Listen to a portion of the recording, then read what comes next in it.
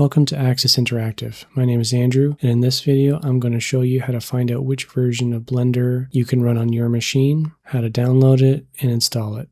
Here we are on Blender's official website, blender.org. I'm just going to show you the quick version, which is just to go to the download page, use the download button, which is the most recent version of Blender. At this point in time, in 2026, it's 5.2, so I'm just going to download that.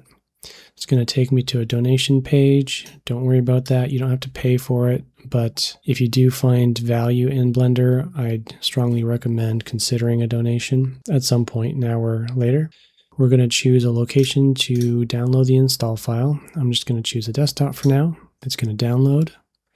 And when it's done, we'll run the installer. It shouldn't take too long. Okay, now we're on the desktop. Blender 5.2 installer here. We're just going to double click on that. It's going to bring up the installer. I'm going to click next. By default, it goes to your primary drive and creates a Blender folder. We're going to say, yep, that's good. I'll click next and install. All right, now here we are, just letting Blender run the install. It should take about 1.7 gigs once it's all installed. After it's like done uncompressing, unzipping all of the files. We're going to turn this Learn How to Support Blender checkbox off because we've already seen the donation page. And I'm going to click Finish. And I'm just going to confirm that it installed okay by searching out Blender or double-clicking on the shortcut.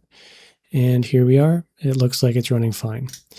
Now, if you don't know what version of Blender your hardware can handle, this is the best way to find out on a PC. If you hit Shift, Control, and Escape, it'll bring up your Task Manager.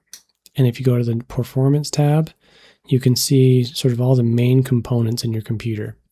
At the top, you have your CPU, and you have in the top right, the make and model. So AMD is the make, and then this is the model. You can see more information below about some of the more detailed specifications around it. So in this case, I have a base clock speed of 4.3 gigahertz, and that is multiplied by 16 cores. So it's a fairly decent CPU. Memory, that's your RAM. I've got 64 gigs. And down here, you can see what amount is being used, how many sticks you're using to get this total. And that's all well and good. So make note of all this hardware as you're going through this so that you can have an idea of what the minimum specifications are and how your machine compares. But these disks are your hard drives. The C disk, that's your primary hard drive. You can see more information on it here. This is, again, your make and model. I think this is more specifically the model, but that's okay. The next thing that we need to worry about is our GPU. And you might have two. The one that you're most concerned with is the one that's most powerful. You might be able to run a dual card setup. If your machine has that, that's great. You'll know a bit more about that, I would assume, if you have that in your system. But if you don't and you're working with one like me, but you have this extra one, this is an onboard graphics card, and basically it's just in case something fails with your graphics card, you can still use your machine to diagnose it. But up in the top right, I've got an NVIDIA graphics card, which I would recommend anybody doing any kind of graphics or 3D work, use one of these kinds of cards. You're just better situated for different kinds of rendering that are, I think, most popular and a little bit quicker. That said, AMD cards are fine too. You can get away with all kinds of stuff with them. It's not a huge deal. It's just NVIDIA is a little bit better.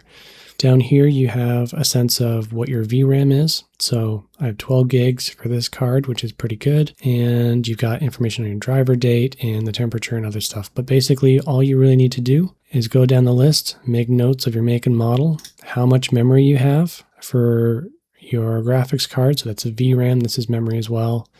And your actual memory tab. This is your RAM. And I think you'd also need to make note of your OS.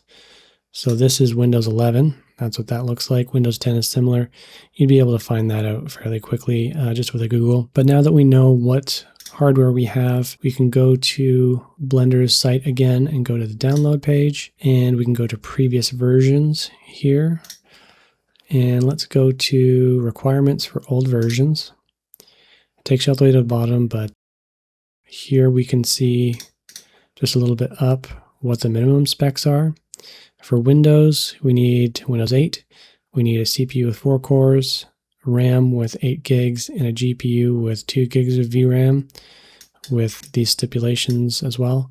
Recommended is Windows 11, 8 cores in their CPU, 32 gigs of RAM, and 8 gigs of VRAM. So you basically need like more memory than anything else. That's the most important thing with anything graphics related, and that includes Blender.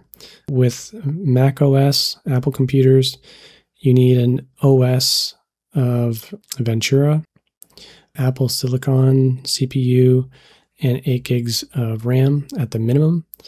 Recommended, you want your OS to be Tahoe or newer. Apple Silicon, I guess, again for the CPU, and 32 gigs of RAM. So you'll see the memory is going to be consistent across platforms, both minimum and recommended, but you'll have more information here on the website. Now, if you wanted to get into more details and more specifics tied to each landmark version of Blender, you can scroll all the way down and find out more information here. But how would you download those versions after you figure out what you're working with? So you can go up to the top here, previous versions, download any Blender, and now you can see this library shows you every version of Blender that's ever been released. Some were released after their initial release. I guess somebody pulled it out of an archive and shared it with the community. But I think Blender goes back to about Y2K or 2000. But anyways, once you find out which version you want to grab, you click on it, you find for your OS what would be most applicable. And if you're not sure if it's going to be like Windows 64 EXE or zip, use a quick Google, but your EXE is a fairly safe way to install that. I'm not sure about Linux. That's definitely worth Googling. And with Apple machines, I think there's only one version that you can grab. So why there's so many here, if you look at the version, it's 2.72 and then 2.72b. So there was like a minor update and then again. So that is the long and short of finding out which version of Blender is right for you and how to download it and install it. If you found this video helpful, I'd appreciate a like. If you have any comments, if you'd like to see more information, or if you have any questions, feel free to leave a comment below. Thanks, and I'll see you in the next one.